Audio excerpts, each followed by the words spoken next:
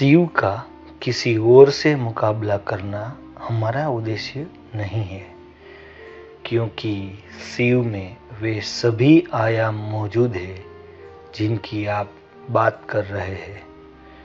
कुछ लोगों ने केवल एक पहलू ढूंढा और वे उस पर बात करके लोकप्रिय हो गए। मैं उनके महत्व को कम नहीं बता रहा। वे सभी शानदार लोग हैं जिन्होंने मानवता के लिए बहुत कुछ किया है, लेकिन मैं कह रहा हूँ बोध या अनुभूति के हिसाब से उनके जैसा कोई भी नहीं हुआ, और मैं सिर्फ बोध को महत्व देता हूँ और आपको भी यही करना चाहिए। बाकी की बनाई जा सकती है वे चीज़ें तो बस तामझाम है। आप जैन के बारे में बात कर रहे हैं। खुद शिव से बड़ा जैन गुरु कौन हो सकता है कि कोई सामने आया और उसके अपने बेटे को समझ नहीं आया कि वो कौन है। आपने गुईटी के बारे में सुना होगा, जैन गुरु। गुईटी हमेशा एक उंगली दिखाया करते थे। वह बात करते हुए भी उंगली दिखाते थे। लोग उन्हें देखकर सोचते, ये मुझे उंगली क्यों दिखा रहा है। वास्तव में गुईटी कहना चाहते थे कि सब कुछ एक है, और यही उनकी शिक्षा थी कि बाकी मैं जो भी कर रहा हूँ वह महत्वपूर्ण नहीं है। तो वहाँ एक छोटा लड़का था, क्योंकि बौद्ध और जैन मठों में 4-5 साल के बच्चे भी सन्यासी बन जाते हैं। तो ये छोटा बच्चा मठ में बड़ा हो रहा था और गुईटी को देखकर वैसे ही हरकतें करने लगा। तो वो बच्चा उंगली दिखाते हुए घूमता रहता था। अगर कोई कुछ कहता तब भी। गुईटी ने भी यह सब देखा। उन्होंने उसके 16 साल के होने तक का इंतजार किया। एक दिन उन्होंने बच्चे को बुलाया और उंगली दिखाई। उस बालक ने भी आदत के अनुसार वैसा ही किया, क्योंकि वो हर जगह यही करता था। तब गुईटी ने एक चाकू निकाला और लड़के की उंगली काट दी और कहते हैं कि लड़के को आत्मज्ञान प्राप्त हो गया। उसे अचानक ये बात समझ आ गई कि ये इशारा एक के बारे में नहीं है, शून्य के बारे में है। बहुत समय पहले शिव इससे भी आगे चले गए थे। शिव कहीं से वापस आए थे। वे हमेशा अपने पास त्रिशूल रखते थे। त्रिशूल के 3 सिर होते हैं, लोगों को ये बताने के लिए कि 3 आयाम है। आप या आपके होने का तरीका, वो जो आपको पता है और वो जो आपको नहीं पता, और जो आपको नहीं पता उसका महत्व सबसे ज्यादा है। आपकी जानकारी का महत्व नहीं है। एक दिन शिव काफी लंबे अंतराल के बाद कहीं से वापस लौटे।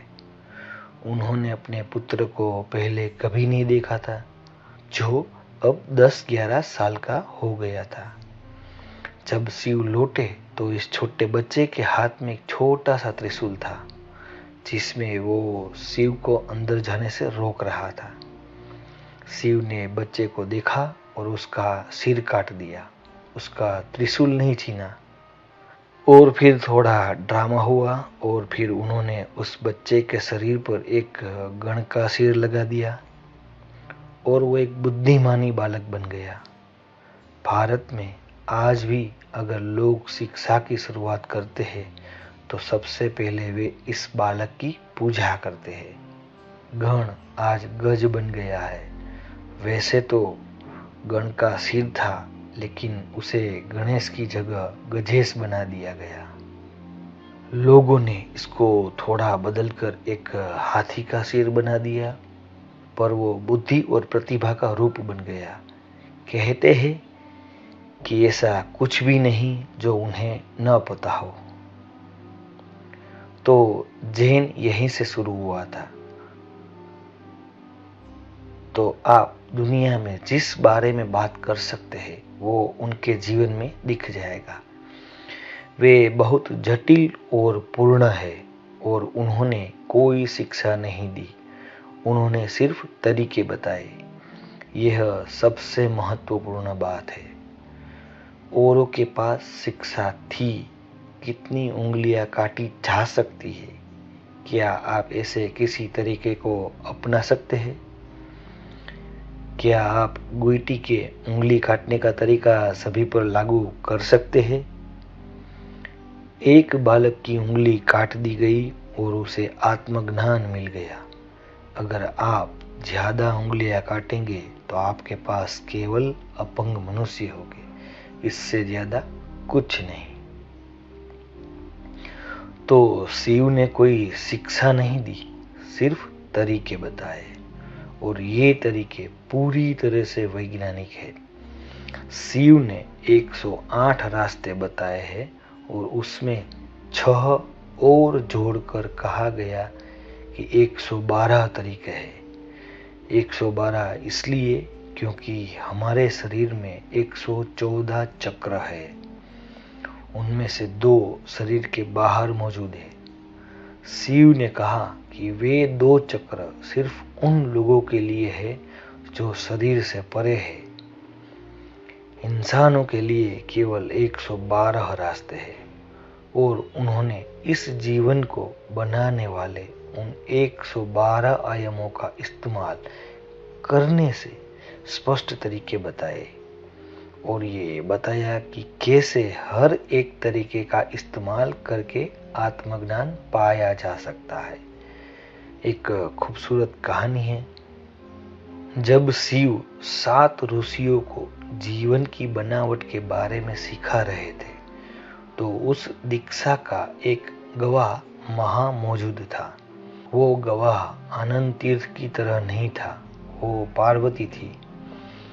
वे आत्मज्ञान प्राप्त कर चुकी थी।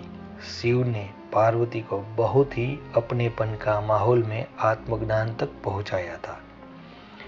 पर जैसे ही शिव 7 ऋषियों के साथ बैठे, वे खोज के बिल्कुल अलग आयाम में उतर गए।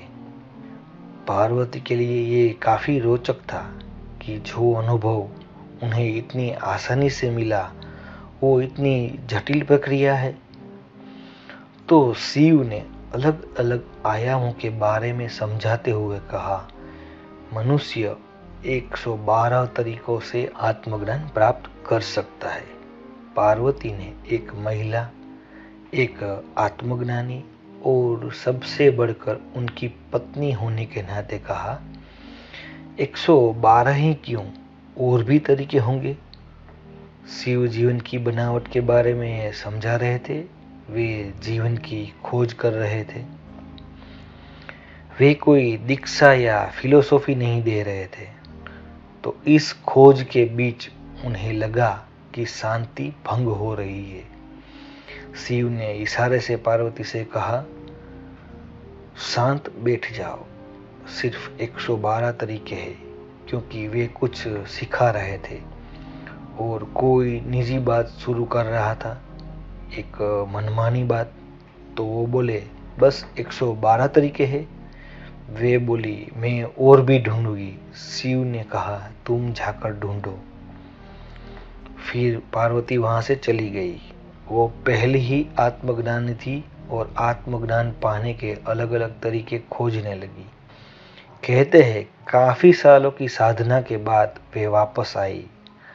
शिव तब भी सप्त ऋषियों से बात कर रहे थे। पत्नी होने के नाते वे उनके पास बैठ सकती थी, पर उसने एक सीढ़ी नीचे बैठी। वे हार गई थी और वे चाहती थी कि सिर्फ शिव को पता चले, न किसी सप्त ऋषियों को। वो बस आई और अपनी हार मानने के लिए थोड़ा नीचे बैठ गई। वे नहीं चाहती थी कि दूसरों को पता चले, पर वे चाहती थी कि शिव को तो पता चले। तो 112 तरीके हैं शिव जीवन की बनावट के बारे में बात कर रहे हैं। कोई शिक्षा, कोई फिलोसॉफी या सामाजिक महत्व नहीं, बस विज्ञान। हम सामाजिक महत्व जोड़ देते हैं, नहीं तो ये कुछ ज्यादा वैज्ञानिक हो जाएगा। इस विज्ञान से अलग अलग गुरु तकनीक बनाते हैं। उन्होंने तकनीकें नहीं दी थी, उन्होंने सिर्फ विज्ञान दिया था। जिन तकनीकों को आप आज इस्तेमाल कर रहे हैं, चाहे वो स्मार्टफोन हो, कंप्यूटर हो या कोई गैजेट हो, सभी के पीछे एक विज्ञान है। आपको इस विज्ञान से मतलब नहीं है, आप बस तकनीक का इस्तेमाल करते हैं। लेकिन अगर किसी ने विज्ञान नहीं समझा होता तो आपके पास तकनीक नहीं होती। सरल सॉफ्टवेयर बनाने में जटिल एल्गोरिदम्स का इस्तेमाल होता है।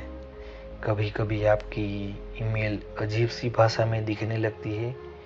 क्या आपने देखा है?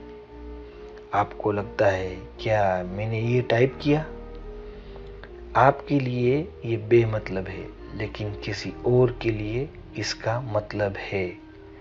इसी वजह से ये काम करती है।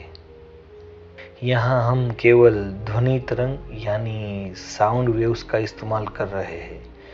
जब मैं बोलता हूँ तो ये एम्पलीफायर्स मेरी आवाज को बढ़ा देते हैं और ये ध्वनि तरंगों के रूप में फैलती है। मान लीजिए यदि मैं आपसे फोन पर बात कर रहा हूं तो मेरी बात ध्वनि तरंग नहीं बनेगी, यह इलेक्ट्रोमैग्नेटिक वेव बन जाती है और वहां पहुंचकर फिर ध्वनि तरंग बन जाएगी।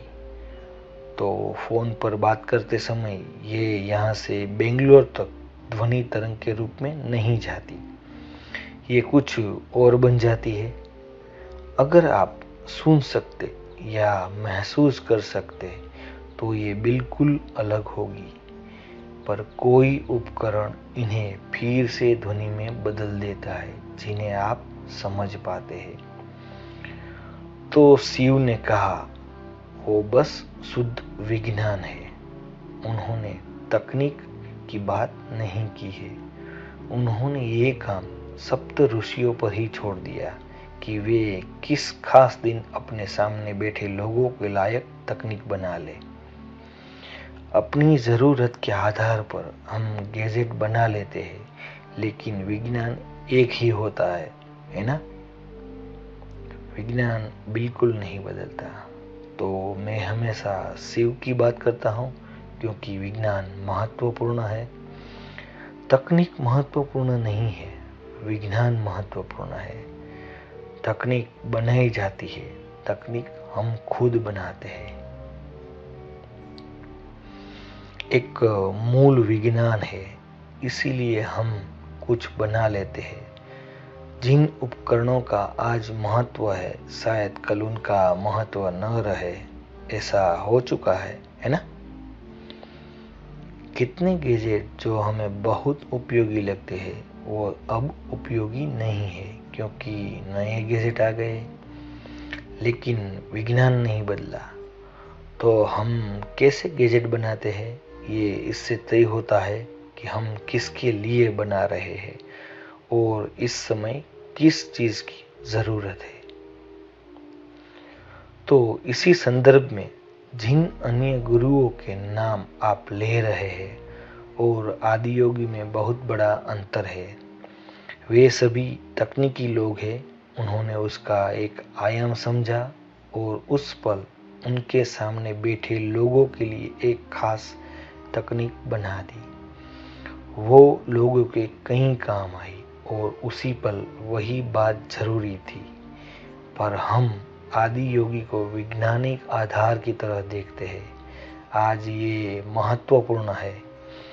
आज जब मानवता बहुत से कारणों से ऐसी स्थिति में पहुंच गई है, ये जरूरी है कि इसके मूल विज्ञान को मजबूत किया जाए।